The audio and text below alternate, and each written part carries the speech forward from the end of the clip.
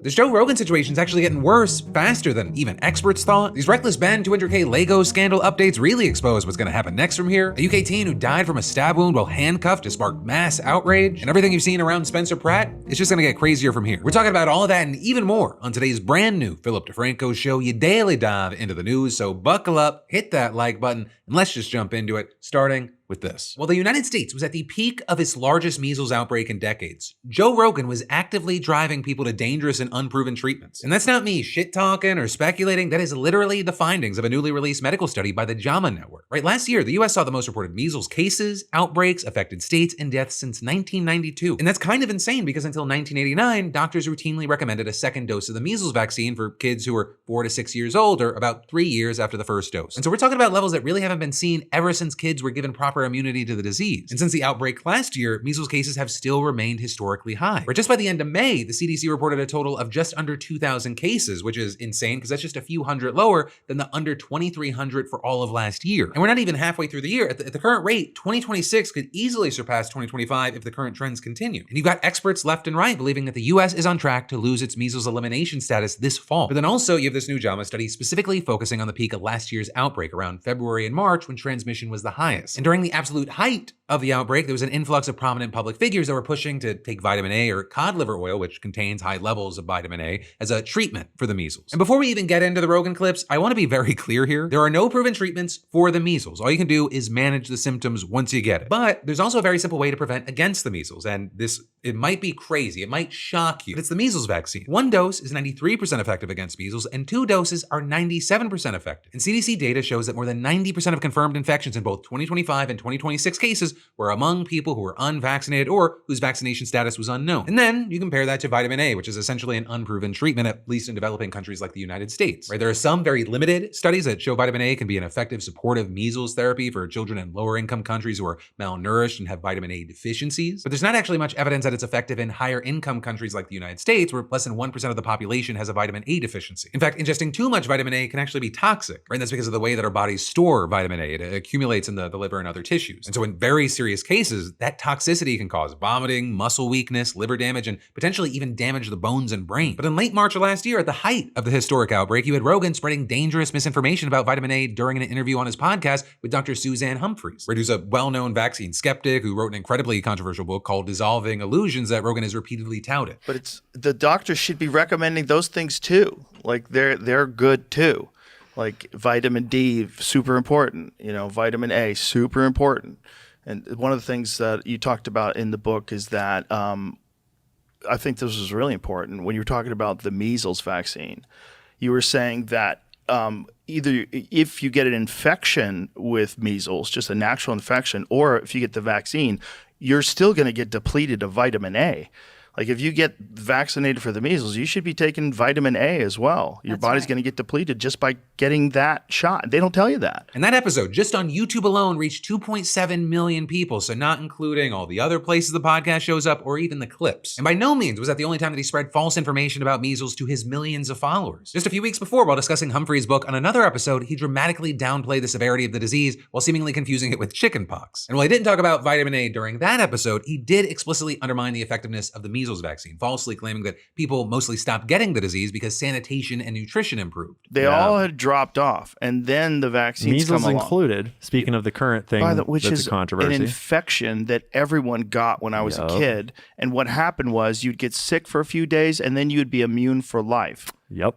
Yeah, and they were making it look like everyone's dying from measles. Like, no, if you're dying from measles, you're sick. You're already compromised, which is exactly what happened with COVID. Right, and because I played that, I need to then quickly note that basically all of that is insanely wrong. So first of all, Rogan was born in 1967 when measles vaccines were already widely distributed, so it's just simply not true that everyone was getting measles when he was a kid. Measles also is not a minor infection. Up to 40% of people who get measles get other complications, and about 1 in 5 unvaccinated people in the United States who contract the disease have to be hospitalized. And so we had a lot of people, and even a community note on that clip, saying that Rogan seems to be confusing measles with the chickenpox, which is crazy because that one is a much minor thing for kids and didn't have a vaccine when he was growing up. But also Rogan, I will say, is not the only high-profile figure that was spreading the misinformation during that time period, where you also had Snake Wrangler and Penis Cutter Off or RFK Jr. in the mix. And a big thing is he had just been confirmed as the nation's top public health official, repeatedly pushing vitamin A and cod liver oil as a treatment for the measles, even as kids were dying. In early March of 2025, he wrote an op-ed for Fox News where he said that the CDC had updated their recommendation to support the administration of vitamin A to treat measles, and claiming that, quote, studies have found that vitamin A can dramatically reduce measles mortality. And this new JAMA study found that during the time that Rogan, RFK Jr., and these other public figures were pushing vitamin A, there was a dramatic increase in online searches for the terms vitamin A, measles, and cod liver measles. What all these guys were putting out seems to have had a harmful physical impact, as the researchers noted. On one hand, between January and March of 2025, America's poison centers reported a 38.7% increase in vitamin A exposures. Adding this trend may have been influenced by public figures who have increasingly promoted vitamin A to treat measles. And so with that, one of the things this highlights is how much power Rogan has to influence the health decisions of real people, and sometimes in a way that has incredibly serious consequences. I mean, literally just 3 weeks ago, we did a whole story about how a totally separate JAMA study found that prescriptions for ivermectin skyrocketed after Joe Rogan and Mel Gibson touted it as an effective cancer treatment. But again, like vitamin A for measles, there's currently not a lot of real evidence to suggest that ivermectin is beneficial as a cancer treatment. In fact, some experts say that it could actually be toxic to humans or even interfere with cancer treatments that have been proven to be effective, right? And so while, yes, we're gonna have to wait to see if the situation with measles just continues to get worse as we have more and more people touting random bullshit, this does end up being another example, and actually a data-driven example, that words do have an impact. But also, Rogan's not the only creator or YouTuber whose videos are having a serious impact on the real world, because among other things, you have 911 dispatchers across the state of Utah now begging people to please stop calling them about Legos. Right, with, for example, Central Utah 911 complaining that over 4 consecutive hours last Saturday, dispatch handled nearly 3 times its normal workload, averaging 106 calls per hour compared to 39 for a typical Saturday. And the majority of those extra calls were about a guy who will not give up until he gets some Legos back.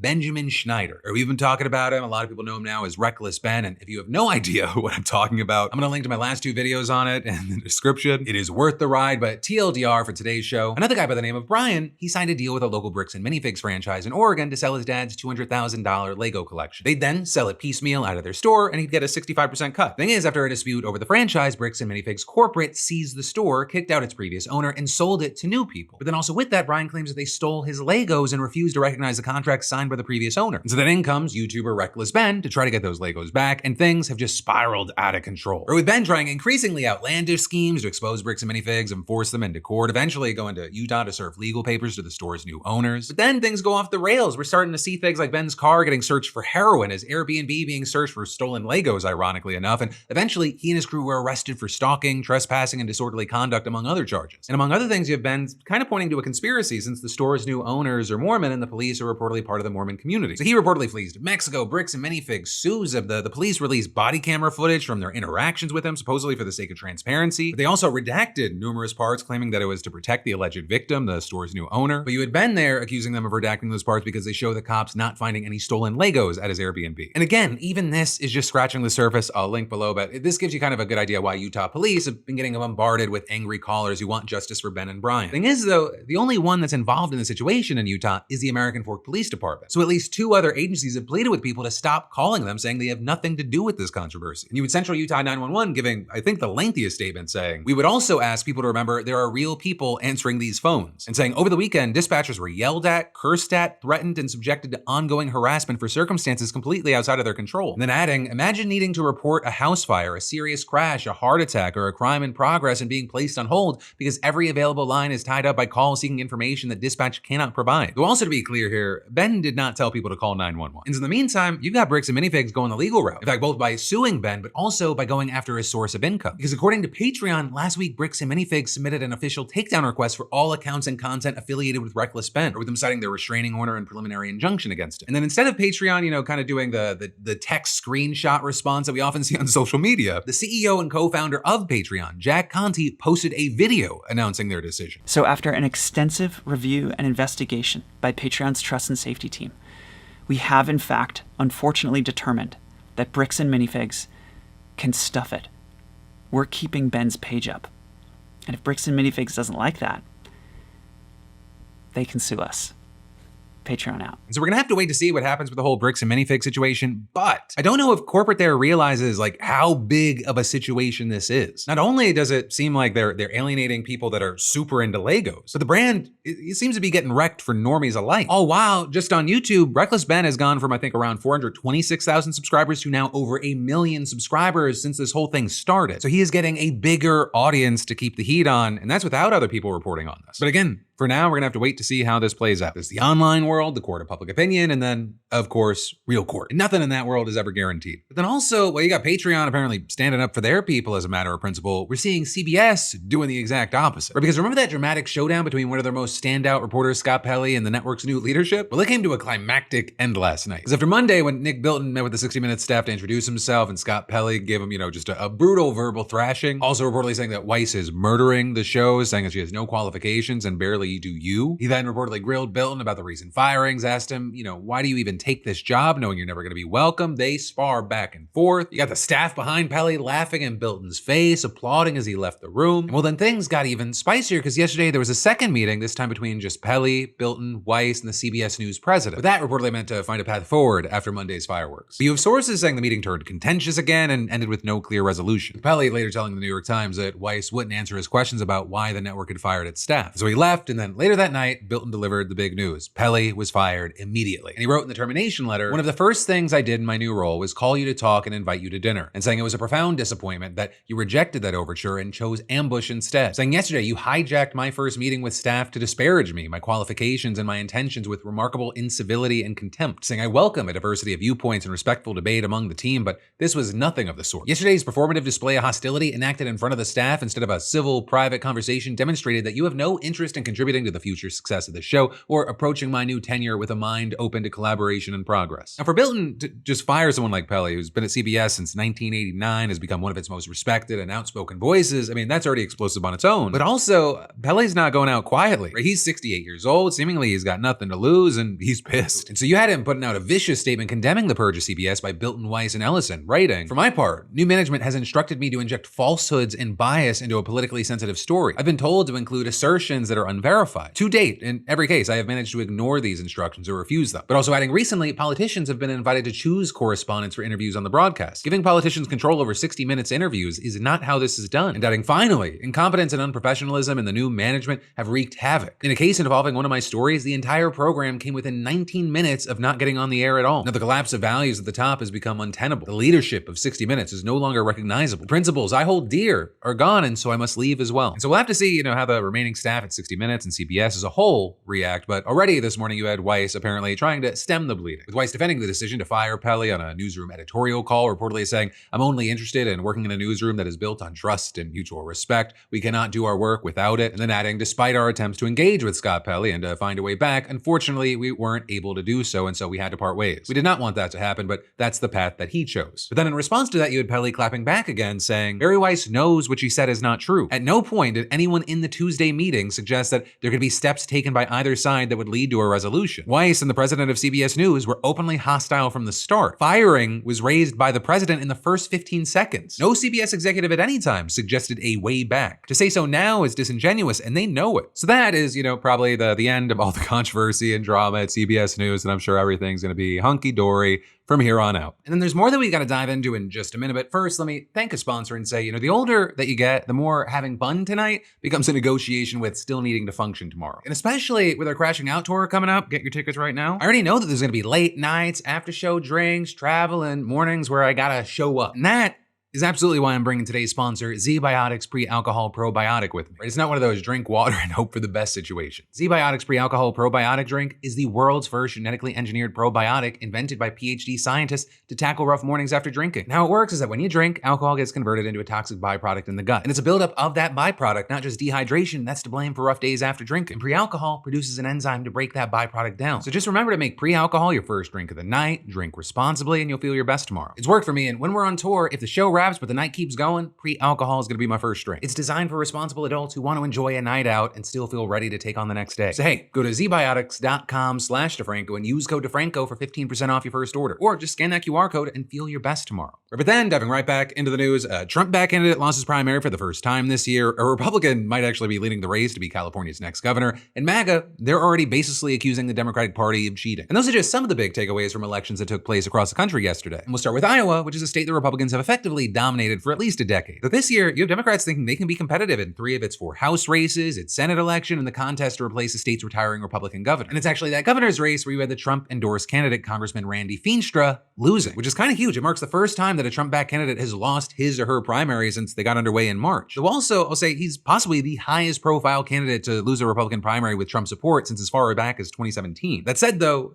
it was a close race. Feenstra lost by less than a single point to Zach Lane, a businessman and farmer whose slogan is Iowa First, with Lane now going up against Democrat Rob Sand in November. And he's actually, 1, the state auditor, and 2, he is the only member of his party holding a statewide elected office in Iowa. So an uphill battle for Dems, but one that they think could work for them. And actually the same appears to be true in the Senate there, with Josh Turek, a Paralympic gold medalist backed by allies at Chuck Schumer, easily defeating progressive candidate Zach Walz. And so Turek's going to face Republican Congresswoman Ashley Hinson in the general election to try to replace Senator Joni Ernst, a retiring 2-term Republican. But again, he's got his work cut out for him. It has been almost 20 years since Iowa elected a Democrat to the Senate. And all of that as we're kind of seeing a different situation in California, a state long dominated by Democrats with some Republicans thinking they might actually now have a chance. So there, I would argue, depending on the race, some I think are completely delusional and others, they could actually have a chance. Right? And also to understand where we're going, you need to understand California's primary system. Because in California, all candidates, whatever their party, appear on a single ballot open to any registered voter. Then, the top 2 candidates moving on to the general election, even if they're from the same party. And the state also sends a ballot to every active registered voter. And those ballots are going to continue to get counted up to a week after Election Day, as long as they were postmarked on or before Election Day. And so with California, it's not that uncommon for like several days or more to pass before a race is officially called. That said, though, based on the votes that have been counted so far, Republican Steve Hilton, a former Fox News host who also served as political advisor to former British Prime Minister David Cameron, he's actually leading the field to replace current Governor Gavin Newsom. And the Democrat Javier Becerra, who served as the Secretary of Health and Human Services under Joe Biden, he's right behind him in 2nd place. And then you had another Democrat, billionaire Tom Steyer, in 3rd place, with then dozens of other candidates trailing far behind, including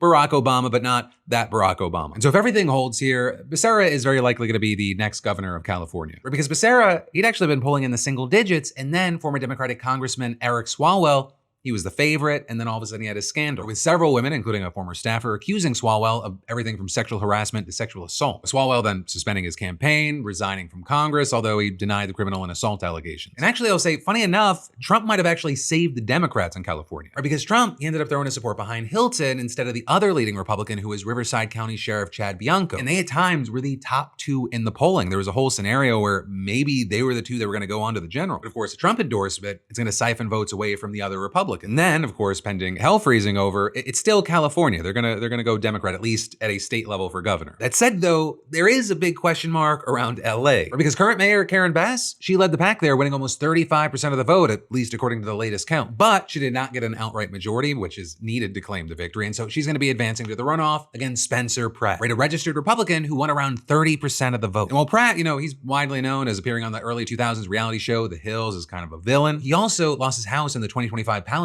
fire, and he's made Bass's response to the wildfires a major focus of his campaign, going to completely overhaul the way that the city handles natural disasters. And then also the other thing that he's focused on in LA is the homeless problem, though he said it's really more of a drug problem. And so right now, it's looking like Pratt is, 1, getting the Republican vote, especially as he's Trump's preferred candidate, but then also 2, it seems like he's picking up a number of independents and even Democrats who are just tired of the Democrat establishment in LA. Right? And while I personally wouldn't vote for Spencer Pratt, this is something I've been telling to people like since they started seeing that he was running, and they've been scoffing at it. Like, can you imagine if he made it to the general election? You do not understand how much Democrats in Los Angeles do not like the Democratic establishment there. Right? A lot of people did not fuck with Karen Bass before her controversies and baggage. Like billionaire Rick Caruso seemed like he had a chance in 2022. And again, that was before the baggage. But as far as can he actually win in a general, I'd still list him as an underdog. But we'll see. There's a lot of time from now to election day. Right, and Pratt, he whipped up the support pretty fast. But then also while we're on California, I have to mention that we're seeing Trump supporters right now recycling the election fraud narrative, seemingly in preparation for November. And so for example, last night you had NBC's Steve Kornacki explaining how California's mail-in voting system could affect the way that the results for the mayor's race come in. The final piece of the puzzle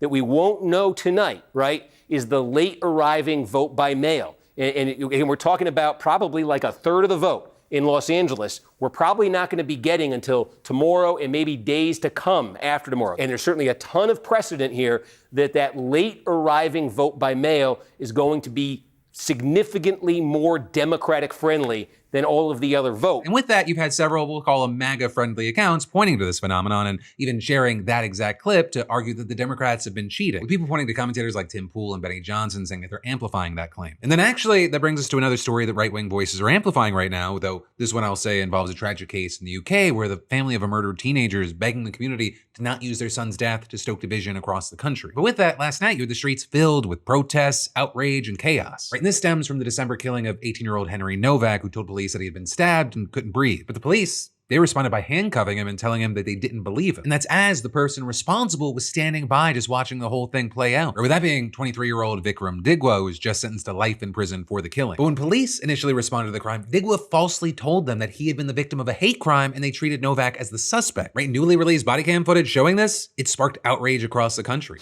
My dad's just holding it now. Oh.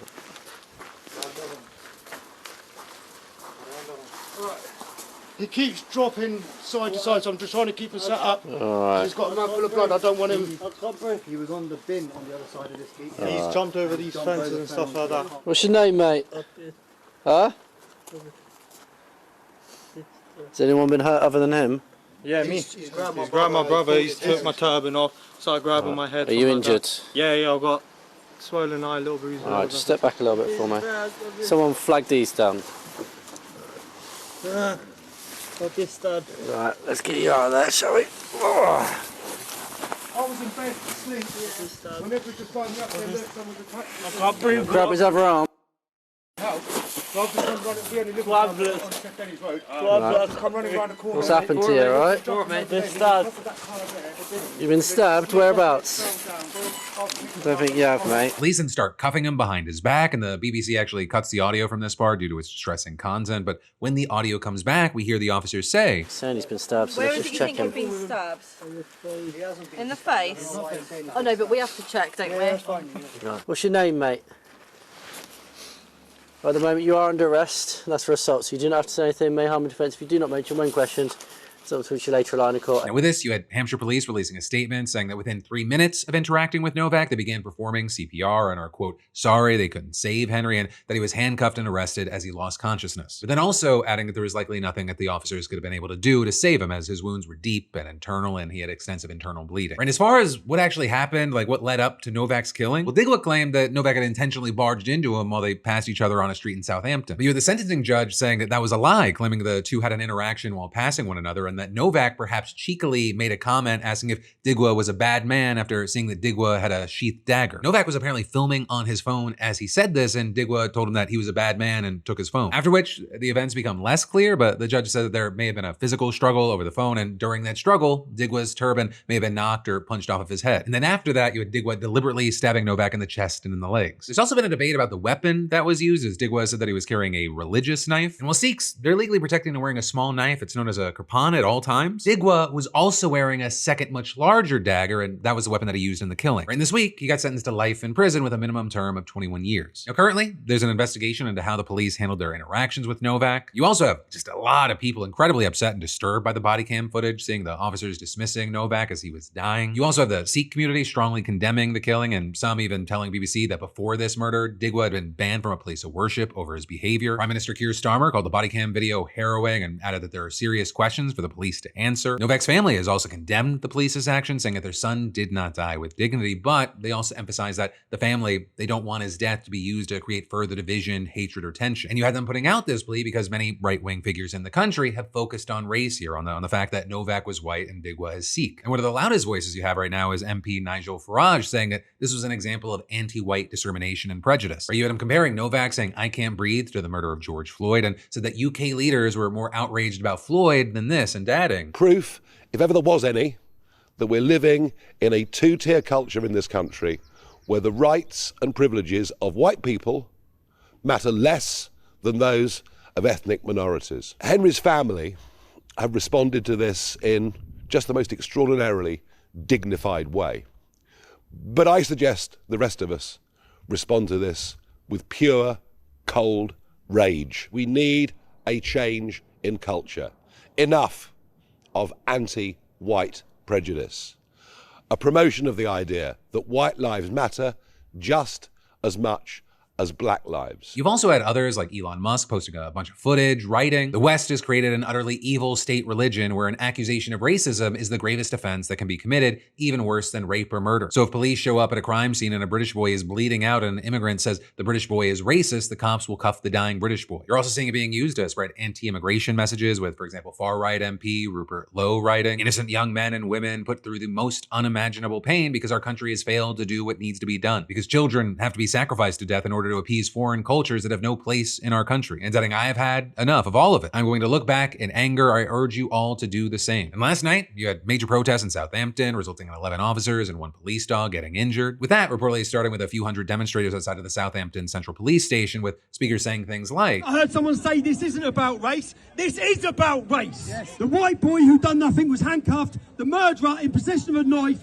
who stabbed someone 5 times wasn't even handcuffed. But then with all that, you had things quickly escalating. 2 people were arrested. Police reportedly had chairs, cans, flares, rocks, and kind of anything nearby thrown at them, with some protesters shouting things like, Shame on you! Shame on you! Shame on you! Shame on you! But then also with this, on the other side, you have leaders across the country condemning not only the protesters, but the right-wing politicians who they believe have encouraged this chaos. Or people pointing to Farage, telling people to respond with rage, Lowe telling them to look back in anger. So with that, you have people like Home Secretary Shabana Mahmood saying misinformation and inflammatory commentary is making a dreadful situation worse, and adding, we cannot allow this murder to turn communities against one another. We must condemn those who seek personal political profit from tragedy. But they're also noting that a police officer unrelated to the case had to relocate after being misidentified and receiving death threats. Also, others have more directly blamed Farage specifically for all this mayhem, with the Conservative Party leader saying that he sees this as an opportunity to grandstand. Also, you had Prime Minister Starmer arguing, exploiting this tragedy to create grievance and division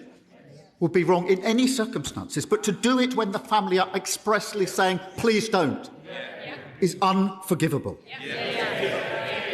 It shows exactly who he is. For now, we'll have to wait to see what happens with these protests and just the situation at large. Now, we've got even more that we need to talk about, but first, let me thank another sponsor and say, the internet has gotten way too good at looking trustworthy while actively trying to ruin your day. Fake shops, phishing links, sketchy downloads, it's like every bad decision now has professional branding. And that's why I've become a fan of today's sponsor, NordVPN. NordVPN is an all-in-one digital security app built for how sketchy the internet's become. You get core VPN protection, encrypted browsing, IP protection, safer public Wi-Fi, but it also goes way further with tools built for everyday online threats. Right, something I really like is their built-in next-generation antivirus and threat protection features. It's built to help block dangerous sites, phishing pages, malware downloads, trackers, and fake websites before they become a problem. And personally, I use it when I'm traveling or working from a random hotel and airport Wi-Fi because, I don't trust public internet connections at all. In just one subscription, it covers up to 10 devices so you can protect your laptop, phone, tablet, and more. And also a bonus, their dark web monitor alerts you if your leaked data shows up in dark web marketplaces. So if you want to protect yourself and your data, scan that QR code or go to nordvpn.com/Phil to get an exclusive discount on a 2-year plan plus 4 extra months free when you use my link. That's nordvpn.com/Phil, and it's completely risk-free with NordVPN's 30-day money-back guarantee. But then for our final block of the show today, we've got more news you need to know, starting with the fact that less than a year after being released from prison, George Santos is being investigated by the Department of Justice and the Commodity Futures Trading Commission for placing a bet on himself. Which, sounds like a Santos thing. He allegedly went on Kalshi and placed a bet predicting that he would not go to the State of the Union address. And then he purposely skipped out on it to get the payout. Right, and ahead of the address, he actually posted on social media as if he was gearing up to be front and center. I'm going to be there for the State of the Union in the gallery, guys. Just chill, trolls, chill. Santos even posted asking his followers what kind of suit he should wear. And at the time, you had traders putting millions of dollars on who was going to be there. And so these posts from Santos, they sent bets on him through the roof. But then, when the day came, he was MIA, posting on Twitter, watching State of the Union from an airport TV was not part of the plan, FML. And it appears that he pocketed tens of thousands of dollars from those bets. Now, reports say that Kalshi actually caught those trades. They froze his accounts and pushed the case to the DOJ and CFTC. But also, since this news broke, you had Santos saying that any investigation is news to him. And while he wouldn't confirm or deny if he had a Kalshi account, he did say that he would be reaching out to the co-founder directly about all this, since she is a, quote, fellow Brazilian who he knows personally, even though there's at least one source saying that's a lie. But whatever the case may be,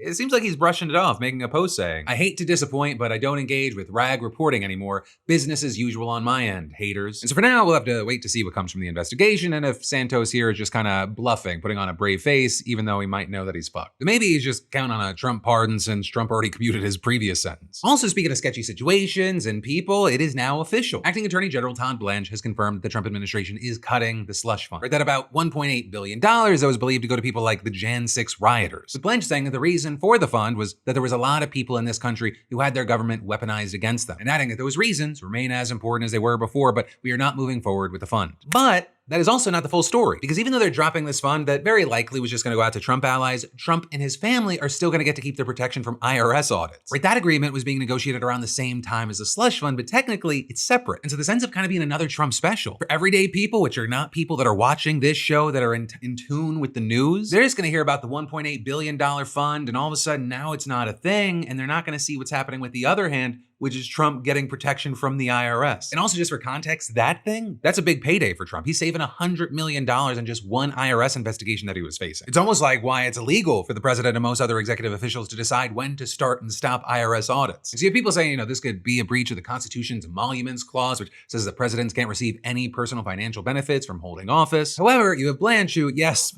just so happens to be Trump's former personal defense attorney, doubling down, insisting that the deal is normal, saying like anytime the IRS settles with an individual taxpayer or another company as part of the settlement, it's standard, it's typical to get rid of past ongoing audits. So you have people saying, of course he's going to try to justify it. He's the one who signed off on it. And then as far as our final story today, while you have Trump cashing out from the Oval Office, he's also appearing to drain our partners dry. Right? He is reportedly looking to put at least a 10% tariff in place for 59 countries plus the EU, accusing them of forced labor practices, saying it creates a dynamic where American workers are forced to compete globally on an unlevel playing field. But a lot of the countries that his admin's aiming at, they've spoken out against those accusations. A spokeswoman for the Chinese Foreign Ministry said there's no such thing as forced labor in China. Though there, I'd say the UN and a bunch of human rights organizations have found strong evidence of forced labor there. But then you also had places like the EU defending itself with a spokesperson saying it's fully committed to cutting out goods made with forced labor from global supply chains, and adding that they had already entered a joint agreement with the United States to work together to protect labor rights. But now you got Trump's camp calling on a legal play called Section 301 to slap a 12.5% duty on imports from places like China, Brazil, and the UK. And this is trade partners like the EU, Canada, and Mexico are looking at a 10% import tax. So really, and you're seeing a number of reports saying this, Section 301 is kind of just how Trump is planning to keep up his tariffs since the Supreme Court knocked his down. Right back in February, they said that he overstepped when he used the International Emergency Economic Powers Act to spam our trading partners with tariffs. So it's why you have people saying following the Supreme Court overturning the IEEPA tariffs, a legal basis was needed to rebuild Trump's tariff wall, and this was a convenient way to do so. So yeah, more tariff tensions back. In the end, you have a lot of experts saying it's a kind of a lose-lose situation. And what a fun final note to hit on for today's show. Because that, my friend, you beautiful bastard, is the end of your Wednesday Philip DeFranco show dive into the news. But I'm not even going to ask you. I'm going to tell you, you are not 100% filled in yet. And that is because you still got to crash out with me. Right, your weekly Crashing Out podcast with myself and Alex Perlman is now out. And we have a very special guest. It's actually the first one we've had on the pod, Bernie Sanders. Click or tap. I got links in the description. But hey, thank you for watching. Thank you for liking. Thank you for subscribing. I love yo faces, and I'll see you right back here tomorrow. What should I ask Bernie Sanders later today? Senator Sanders, thank you so much for meeting with me here today. So what the hell is going on? We got all this new technology. We're the richest country in the history of the world, and our younger generation is going to have a lower standard of living than their parents. That's pretty crazy. There's no expectations of any decency or professionalism. We can have our reach turned on and off by somebody sitting in a server room somewhere. AI and robotics will be the most transformational technologies in the history of humanity.